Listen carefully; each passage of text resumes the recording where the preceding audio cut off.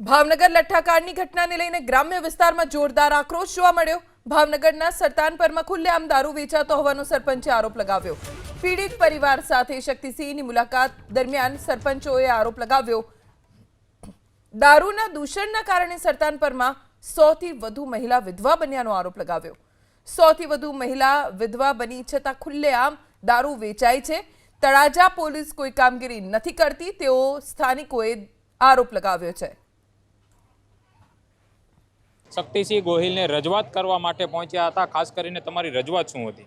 સાહેબ, અમે આજથી 10 મહિના પહેલાં રજૂઆત કરી હતી। અમે એસપી સાહેબને પણ કલેક્ટર સાહેબને પણ એક આવેદનપત્ર આપ્યું હતું। ત્યારે તમારી સાથે અમને ગામના 100 જેટલા મહિલા 100 જેટલા પુરુષ અમે આવેલા હતા। એમને રજૂઆત સાહેબને કરી હતી કે ભાઈ અમારે 700 થી 750 બાયુ વિધવા દારૂ પીવાના કારણે જે થયું હોય એમાં 20 થી 35 વર્ષની ઉંમરની જે 50% છોકરીઓ એવી છે કે દારૂના પ્રતાપે વિધવા થઈ હોય એવી અમે રજૂઆત પણ કરી હતી। તે દિવસે અમારી પાસે સરકારી આંકડા મુજબ અત્યારે અમારી પાસે પુરાવા સાથે છે 500 જેટલી બાયુ જે સરકારી અમારા ગામ પંચાયતમાં સરકાર પાસેથી જે 1800 રૂપિયા વિધવા સહાય દેવામાં આવે છે એ અત્યારે ઓલરેડી 500 જેટલી મહિલાઓ લે છે। એના પુરાવા સાથે અમે એસપી સાહેબને પણ આપેલા છે।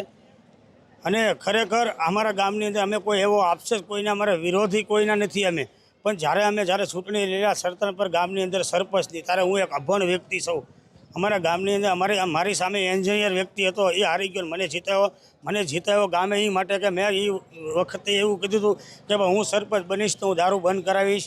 એ માટેથી મને ગામે છૂટાવ્યો છે ત્યારે હું દારૂ બંધ કરવા માટે સફળ થયો નથી સફળ થયો એનું કારણ છે મોટા ઉપલા અધિકારીઓ જે મોટા નેતા હોય એમનો એની બુટલેગરો માથે હાથ હોય ને બુટલેગર જે માથા ભરે હોય એ છતાં એની સામે કોઈ બોલવા માટે તૈયાર નથી।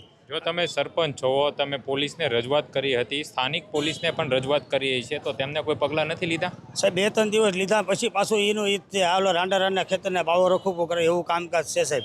હવે 2-3 દિવસ બંધ રહ્યું પછી તો બંધ રહ્યું નથી એ આજ સુધી આ જેટલો લઠ્ઠાકાંડનું જે બહાર પીડ્યું છે આ 5મો 6ઠો દિવસ છે છતાં અમારા ગામમાં આજ સુધી દારૂ વેચાય। અમારા તમામ જે દારૂ વેચવાવાળા બુટલેગરો છે અને અમારા ગામની અંદર તમે જાઓ ને એનું ઘરનું પૂછ્યો તો બતાવશે એટલા માથા ભારે માણસો છે। કયું પોલીસ સ્ટેશન હેઠળ તમારું ગામ આવે? અમારું તળાજા પોલીસ સ્ટેશન સાહેબ સરતાનપર। જો એટલા તમે કહી શકો ખરી કે તમારા સરતાનપર ગામની અંદર કયો વિસ્તાર છે કે જ્યાં દારૂનું સેવન થતું હોય અને દારૂનું સ્ટેન્ડ ચાલતા હોય? સાહેબ દારૂનું સ્ટેન્ડ તમે મેન રોડ ઉપર જાઓ એટલે સીધા ગામમાં ગળો નાથી શરૂ થઈ જાય છે। ઠેઠ તમે રોડ સુધી બંદર સુધી પહોંચો ત્યાં સુધી બધે દારૂનું વેચાણ થાય છે। બિલકુલ નિશાની નજીક જ વેચાય છે। કોઈ આગુની 150 થી 200 મીટરની રેન્જમાં દારૂ બધે વેચાય નિશાળ સરકારી, છતાંય કોઈ આમાં ધ્યાન દેતું નથી કેમ કે અમારા બીટ જમાદારો છે લીધે અને મારા મળી ગયેલા છે એમએલએ કેટલું પાણી પીવે વધારાનું પાણી પીતા નથી એ કે એટલું જ કામ થાય બાકી કાંઈ કામગીરી થતી નથી। હાલમાં તમે એવું કહો છો શરૂ છે દારૂના સ્ટેન્ડ, કેટલા સ્ટેન્ડ શરૂ છે? સાહેબ બધા શરૂ છે 15 જેટલા સ્ટેન્ડ છે બધા દેશી દારૂના છે અને બાકી લાગડ ઇંગ્લિશ દારૂ દેશી દારૂ તો બધું લાગડ વેચાય છે। હું એક જ ખાતરી આપું છું તમને કે જો કાયદેસર અહીંથી બાતમી ન આપે કે અમે રેડ પડવા આવી તો તમને હજારો લીટર દેશી દારૂ મળે અને હજારોથી બોટલ દારૂની મળે છે। હું તમને ખાતરી આપું છું। પોલીસવાળા ત્યારે કોઈ દી રેડ કરવા ત્યાં આવે છે? રેડ કરવા સાથે એમને સાહેબ નથી મળતું, દારૂ લેવા છે ને દારૂ મળે છે। મારું એક જ કહેવાનું એ છે। હવે તમારી શું માંગ છે? શક્તિસિંહ ગોહિલે શું કહ્યું? શક્તિસિંહે કીધું આગળ જતા રજૂઆત કરીને તમારા ગામની અંદર આ દૂષણ થતું બંધ થાય એવું હું રજૂઆત કરીશ ઉપલા લેવલ। સરપંચ તરીકે તમારી હવે સરકારને શું માંગ છે? મારી સાહેબ એક જ માંગ છે જે ખરેખર જો આ સાચું જ હોય અને એમાં કોન્ટેક્ટ નંબર સાથે મેં 500 બાયુ જે બેનું વિધવા છે અમારા ગામની અંદર એના મોબાઈલ નંબર સાથે છે। આ હજી અમારા 5 થી 7% છોકરા એવા છે કે એમના લગ્ન નથી થયા, 20 થી 22 વર્ષની ઉંમર છે, 2 વર્ષ ન કાઢે એવા અમારા ગામની અંદર કોઈ પણ સરકારી કર્મચારી ઓશિંતાના આવે એની નોંધ લે તો ખરેખર અમારા ગામની અંદર આ પરિસ્થિતિ છે કે હજી 20 વર્ષથી 25 વર્ષના છોકરા 7 થી 8% વસ્તી એવી છે કે હજી 2 વર્ષ ન કાઢે એમ। તો સરતાનપર ગામની શું વ્યથા છે? દારૂ ખુલ્લેઆમ વેચાય છે, 100 જેટલી દીકરીઓ વિધવા બની ગઈ છે અને છતાં કોઈ લગામ દારૂબંધી જે રાજ્યમાં છે ત્યાં દારૂના વેચાણ ઉપર નથી। પોતાનું દર્દ સરપંચને સ્થાનિકોએ જણાવ્યું। 100 થી વધુ મહિલાઓ વિધવા બની છતાં ખુલ્લેઆમ દારૂ વેચાયો હોવાનો આરોપ અહીંયાના સરપંચ અને સ્થાનિકોએ લગાવ્યો। અને સાથે પોલીસ સામે પણ આરોપો લગાવ્યા છે. તેમણે કહ્યું કે દારૂ ખુલ્લેઆમ વેચાય છે અને પોલીસ કોઈ જ કામગીરી નથી કરતી, જેના કારણે બુટલેગરો બેફામ બની ગયા છે, જેના કારણે ઝેરી દારૂ વેચાય છે.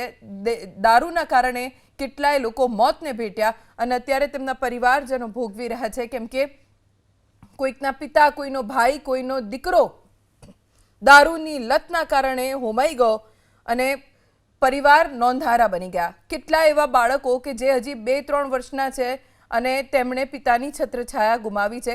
આ વાત ત્યાંના સ્થાનિકો અને સરપંચ તરફથી કરવામાં આવી છે.